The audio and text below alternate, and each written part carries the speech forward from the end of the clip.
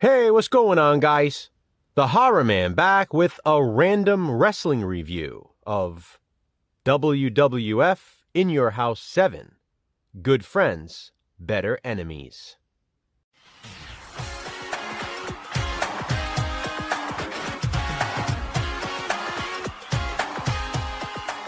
This will be my first random wrestling review in what I hope will be a semi-regular series. I've been wanting to incorporate a segment like this on my channel for years.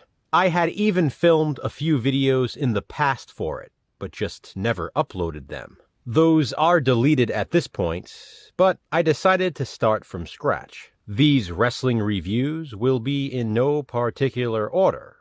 That's why they're random.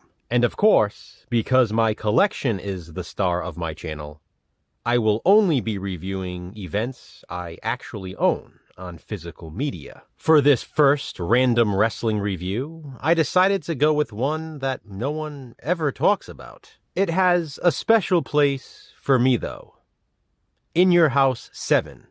Good Friends, Better Enemies. Before I get into my actual review of the event, this here is my UK VHS release of Good Friends, Better Enemies. This is a super rare tape, maybe even rarer than the ultra rare release in the US. It took me a long time to track one down for a reasonable price, but I've had it for a while now. And because this event took place when the company was WWF and not WWE, I'll be referring to it as WWF throughout this video. I went back and revisited this In Your House this past weekend to prepare for this review. And here are my thoughts. There will be major spoilers for these decades-old matches, so keep that in mind as you proceed. 1996 is considered one of the worst years in WWF history, and Good Friends, Better Enemies might be considered the worst In Your House pay-per-view. At least I know there are plenty who feel that way, which is why, as I stated earlier, no one ever talks about it. There are some highlights though, and one very memorable moment, but I'll get to that a bit later. As for me, I've always loved this In Your House, and I loved 1996 in WWF. Personally, it was a peak year, because Shawn Michaels was my favorite wrestler, and he was world champion for the majority of 96. Good Friends, Better Enemies took place a month after he had accomplished his boyhood dream of becoming world champion. That makes In Your House 7 the first time he was defending the title at a pay-per-view. That will of course be the main event, so I'll get to that later too. It's clearly a transitional time in the Federation with Shawn having just won the title. Bret Hart, who had lost the belt to him at WrestleMania, wouldn't return until Survivor Series later that year. And it's also worth noting this was before Stone Cold Mania. This Good Friends, Better Enemies card heavily relied on some of the older and reliable talent. Good Friends, Better Enemies was held on April 28th, 1996 in Omaha, Nebraska. Just like the other pay-per-views of that time, there was a free-for-all with a dark match. Wildman Mark Mero, who had debuted at WrestleMania a month prior with a huge contract, by the way, squared off against the 1-2-3 Kid. Mero was, of course, escorted to the ring by his then-wife, Sable. Allegedly, back then, Sean Waltman, the 1-2-3 Kid, was placed in matches with newcomers to test their abilities. Ultimately, though, it really didn't matter in this case, since Triple H, or Hunter Hearst Helmsley back then, interfered. The Wildman held his own at first, but Hunter was able to execute the pedigree. Regardless, Mark Mero got the win by disqualification. This was obviously building the rivalry between the Wildman and Hunter Hearst Helmsley. It actually started a month before, at WrestleMania, when Sable had escorted Hunter to the ring for his match against the Ultimate Warrior. More on the Warrior in a bit.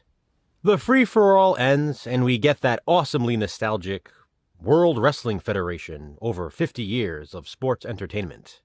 I love that. It then immediately cuts to the dramatized promo featuring the main event between Shawn Michaels and Diesel. Those promos were always entertaining. After that, we get that awesomely nostalgic In Your House theme song. We're in your house. We're in your house tonight. These old In Your House pay-per-views had the entrance set up like a house, and the wrestlers would come out of what would be the garage. Man, I miss those days in the WWF. Everything was so gimmicky, but so fun.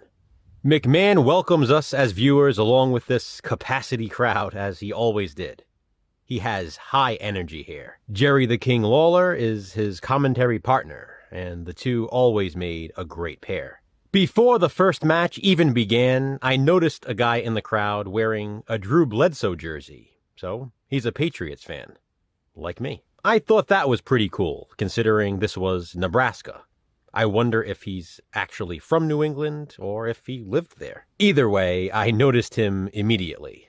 The opening bell rings and the British Bulldog begins making his way to the ring, accompanied by Jim Cornette, Clarence Mason, and Owen Hart. It's supposed to be a one-on-one match against Jake the Snake Roberts. Jake then makes his way to the ring with his bag, which inevitably contains his python. Upon entering the ring, though, he is handed a contract that was allegedly written by Clarence Mason. It stipulates that Jake must bring his snake back to the locker room for the match. Jake the Snake Roberts promptly tears it to pieces. He then releases the snake, scaring Jim Cornette to the mat. The referee does then order Jake to bring the snake back to the locker room, and he obliges. He soon returns to the ring, though, with Ahmed Johnson by his side. Ahmed, who always looked wet, by the way, he was always covered in oil, and his head was always covered in what appeared to be sweat, is in the middle of a rivalry with the British Bulldog at this time. Ahmed's right hand is bandaged up. He was always injured, too. The storyline was the Bulldog had crushed Ahmed's hands under a table. I thought it was funny that even though Ahmed wasn't supposed to be part of the match, his entrance music played when he walked down to the ring with Jake the Snake Roberts. The bell rings, though, and McMahon just casually says, "I guess we have a tag team match." Sure. Thanks for letting us know, Mr. President. It's now the British Bulldog and Owen Hart against Jake Roberts and Ahmed Johnson. The crowd is really into Jake and Ahmed. Ahmed Johnson was a huge star at this time, and he could have been even bigger if he just stayed healthy. Like I said, the guy was always injured. You could see the huge push WWF was giving him, though. Later on in '96, he'd make history by winning the Intercontinental title. But more on that in a future video. Ahmed looked super strong in this match. At one point, he literally throws Owen across the ring. It was effortless. He made it look easy. Tossed. Throughout the match, Bulldog keeps tagging in Owen, trying to avoid any combat with Ahmed. The camera zooms in on Diana Smith watching in the crowd, Bulldog's wife. McMahon acknowledges her presence. They're building something here. It was always fun watching Ahmed clothesline someone. He'd scream. Then he'd do that sort of spin thing when he'd have his opponent in the corner. He'd pound them with his hands and his feet, spin around and do it again, and scream some more.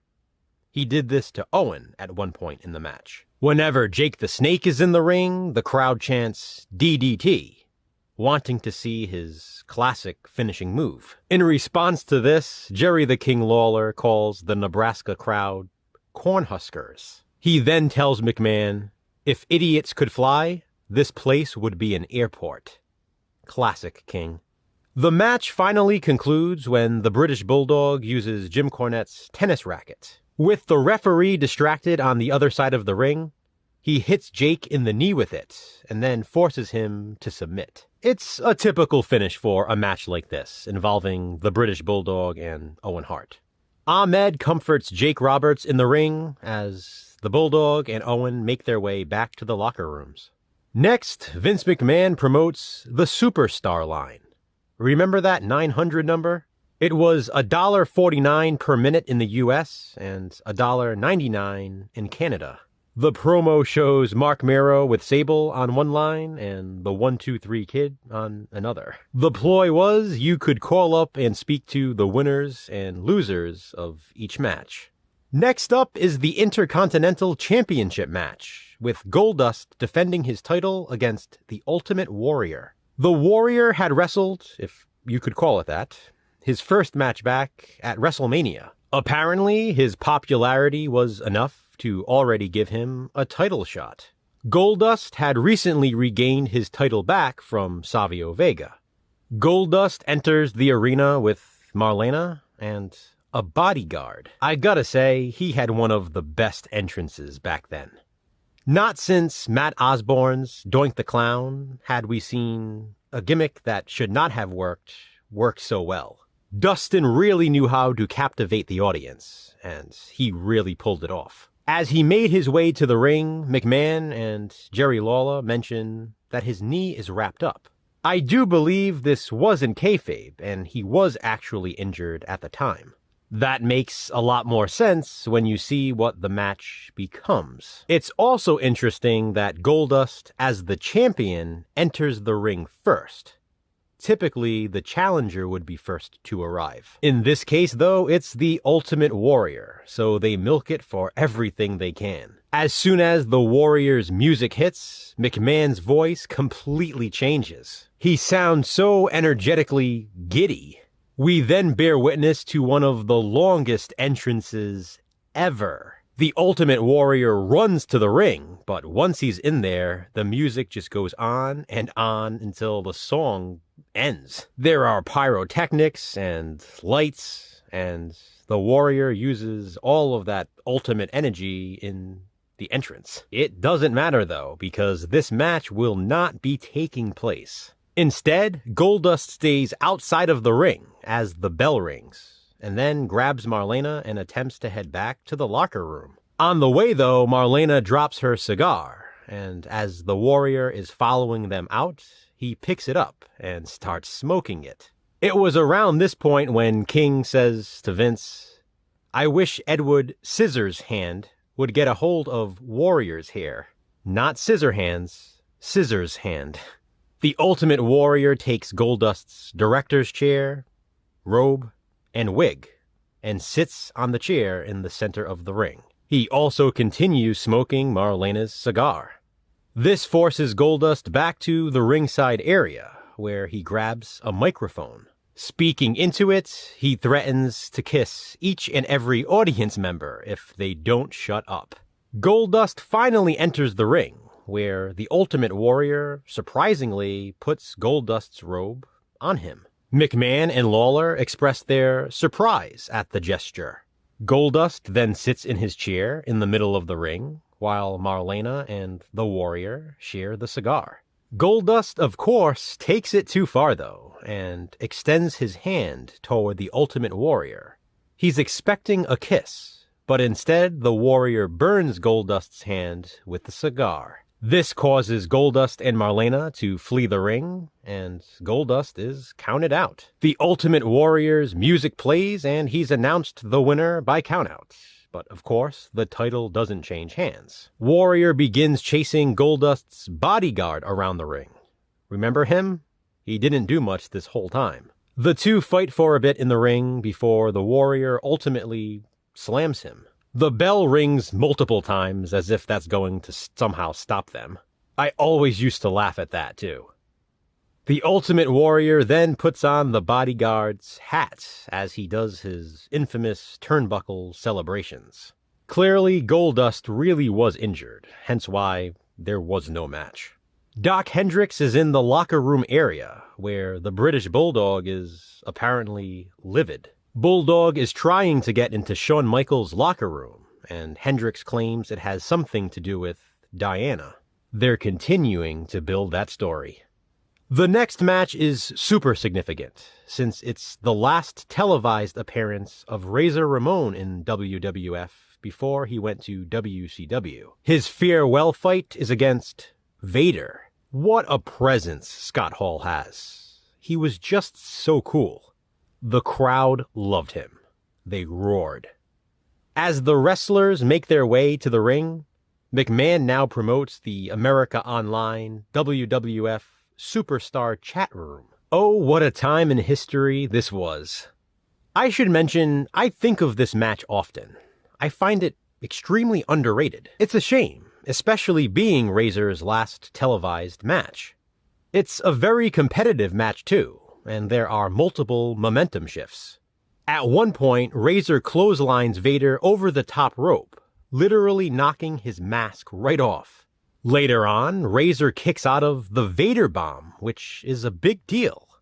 That's significant considering it was Vader's finishing move. It was almost taboo back then to kick out of a wrestler's finisher.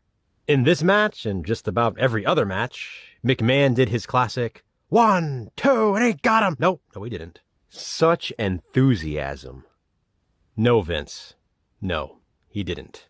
Eventually, Vader goes for another Vader Bomb, but Razor stands up in time and attempts the Razor's Edge. The Mastodon proves to be too heavy though, and the bad guy can't complete it. Vader then attempts a Vader Salt, but Razor stands and puts Vader on his shoulders from the top rope. He slams the big man down, but then when he attempts a Razor's Edge, Vader flips him over. Vader drops and sits across Razor's chest. He spins around, hooks Razor's leg, and gets the pin. And so Razor Ramon loses his final match in WWF before leaving to go to WCW a month later.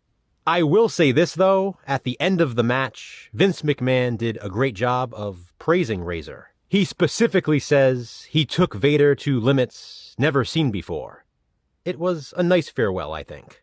He was right too. It was a great match.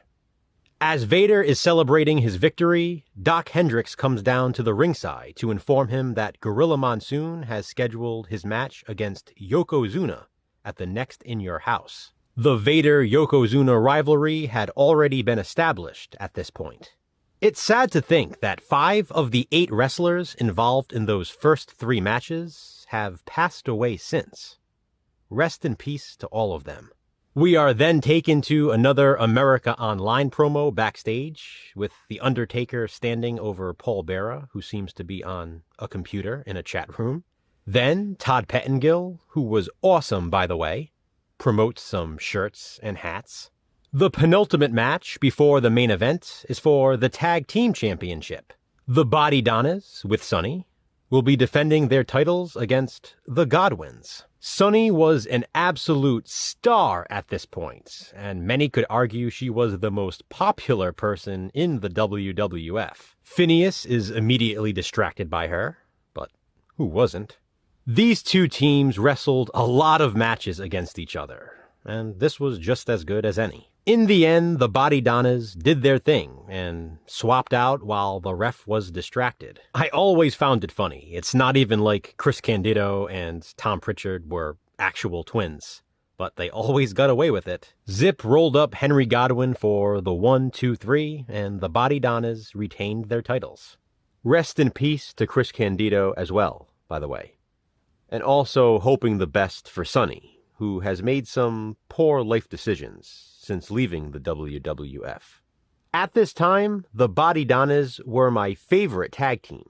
They had massive talent, just a silly gimmick, which I enjoyed back then. We get some promotional stuff before the main event, including a promo for next month's In Your House. Doc Hendricks is backstage with Mark Merrow and Sable, promoting Mark Merrow's match against Hunter Hearst Helmsley next month.